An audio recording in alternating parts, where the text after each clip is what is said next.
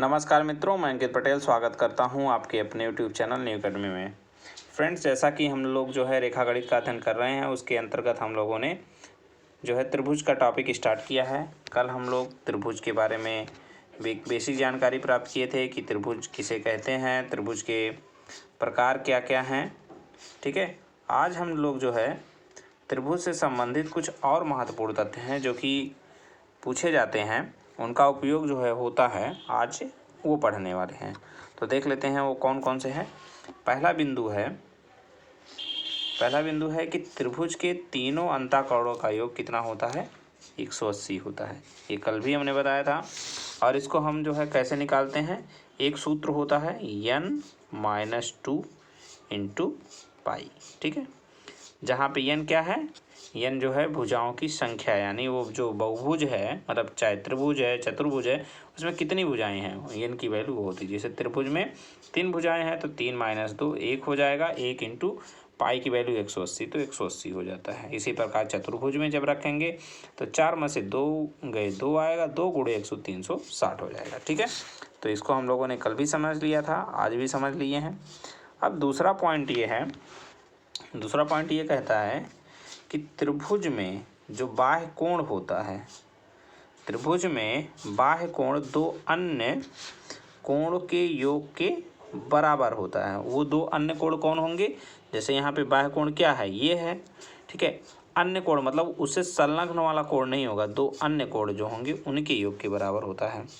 तो आप लोग देख सकते हैं यहाँ पे कोण एंगल लगा लीजिएगा, यहाँ पे कोण, यहाँ पे जो है एंगल लगा लीजिएगा। कोण x बराबर कोण y प्लस कोण z, क्योंकि कोण x जो है क्या है? यहाँ पे बाह्य कोण है और दो अन्य कोण ये होंगे। ठीक है, ये वाला जो है होंगे।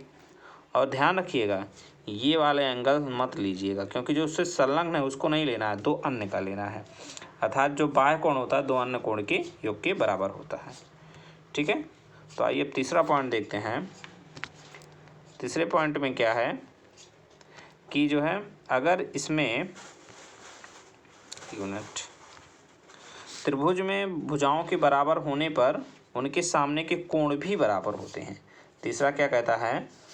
त्रिभुज में भुजाओं के बराबर होने पर उनके सामने के कोण भी बराबर होते हैं। इसको समझते हैं कैसे, देखिए। जैसे एक त्रिभुज है ABC। ठीक है, एक त्रिभुज क्या है? ABC। और इसमें भुजाएं आपके जो है, इसमें भुजाएं जो हैं आपके AB बराबर क्या है? AB बराबर AC है। अर्थात AB बराबर AC है। ये भुजा दोनों बराबर हैं, तो AB के सामने का कोण कौन है? ये होगा कोण C, और AC के सामने का कोण होगा कोण B, अर्थात कोण B बराबर कोण C हो जाएगा। अब इस वाले त्रिभुज में आइए, इसमें क्या है? इसमें तीनों भुजाएं बराबर हैं।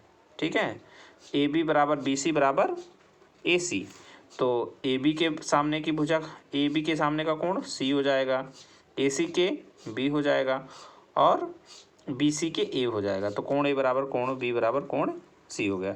अर्थात जो भुजाएं बराबर होंगी उनके सामने के कोण भी बराबर होंगे। ठीक है, तीसरा पॉइंट बहुत ही महत्वपूर्ण है। ठीक है, इसमें क्या है कि त्रिभुज में सबसे बड़े कोण के बराबर सामने वाली भुजा सबसे बड़ी और सबसे छोटे कोण के सामने वाली भुजा सबसे छोटी होती है। ठीक है, अब यहाँ देखते हैं। जैसे यहाँ पे एग्जाम्पल लिया गया है कि ये जैसे यहाँ पे 80 है, 80 डिग्री इन तीनों में सबसे बड़ा है, तो सबसे बड़ी भुजा कौन हो जाएगी? आपकी BC हो जाएगी। और सबसे छोटा कोण कौन है? सबसे छोटा कोण यहाँ पे 40 है, तो सबसे छोटी भुजा कौन हो जाएगी? AC है। देखिए, सबसे बड़ी भुजा BC है। क्यों है? क्योंकि सबसे बड़े कोण के सामने का भुजा है। अब सबसे छोटा कोण 40 है, तो उसके सामने का भुजा AC सबसे छोटा हो जाएगा। और एक और पॉइंट है। ठीक है, इसको जो है बहुत ही लोग जानते भी होंगे या लोग नहीं जानते होंगे, तो आज जान लेंगे कि त्रिभुज में किन्हीं दो भुजाओं का योग तीसरी सबसे बड़ी भुजा से अधिक होना चाहिए। अगर ऐसा नहीं है तो त्रिभुज पॉसिबल नहीं है। ठीक है, इसको एग्जाम्पल से समझते हैं। जैसे यहाँ पे है एक एग्जाम्पल, मान लीजिए 3 है त्रिभुज की भुजाएं, 7 है, 14 है और 15 है। तो सबसे बड़ी भुजा को किनारे कर दीजिए। ठीक है, उसी से कंपेयर करेंगे। तो हम क्या देखेंगे? सबसे बड़ी भुजा यहाँ पे क्या है? 14 है, और दो अन्य भुजाएं कितना है, दो अन्य भुजाएं आपकी हो जाएंगी जो है 7 और 8। ठीक है, तो 7 8 को जोड़िए। सबसे पहले कितना हुआ, 7 8 15 हुआ। तो 15 जो है ग्रेटर दैन होना चाहिए जो अन्य भुजा है, 15 ग्रेटर दैन 14 है, तो ये पॉसिबल है। और लेकिन जब दूसरे एग्जाम्पल में आप आएंगे तो यहाँ 8 7 15 होगा। ठीक है, और 15 को क्या होना चाहिए, 15 को होना चाहिए आपका ग्रेटर दैन होना चाहिए आपके 16 से, बट 15 इज लेस दैन 16 हो जाएगा, तो यहाँ पे पॉसिबल नहीं है। कहने का मतलब ये है त्रिभुज में किन्हीं दो भुजाओं का योग जो सबसे बड़ी भुजा होती है उससे अधिक होना चाहिए, तभी त्रिभुज पॉसिबल है, नहीं तो नहीं है। ये जो है पूछा भी गया है। आप जो है जब हम इसमें अभी ये इसका पूरा जो है पढ़ लेंगे त्रिभुज के बारे में, सारा उसका क्षेत्रफल और परिमाप के बारे में, तब इसका हम जो है प्रीवियस ईयर जो आए हुए हैं यूपी ट्रिपल एस सी या एग्जाम में उसको सॉल्व करेंगे। तो वहाँ पे क्वेश्चन पूछा गया है, लेखपाल में ही ये क्वेश्चन दे के पूछा गया था कि पॉसिबल है कि नहीं पॉसिबल है। ठीक है, तो आज का वीडियो यहीं तक रखते हैं, मिलते हैं कल। जो है इसके आगे हम लोग पढ़ेंगे समबाहु त्रिभुज, विषमबाहु त्रिभुज और समद्विबाहु त्रिभुज के क्षेत्रफल के बारे में, उसके परिमाप के बारे में अध्ययन करेंगे।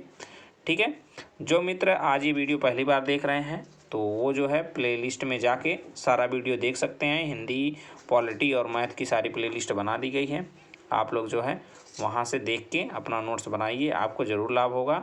अगर ये वीडियो आपको पसंद आता है तो आप इस वीडियो को लाइक करिए, शेयर करिए, अपने दोस्तों के साथ भी शेयर करिए। ठीक है, तब तक के लिए आज का वीडियो यहीं तक रखते हैं, मिलते हैं कल। तब तक के लिए जय हिंद, जय भारत, वंदे मातरम।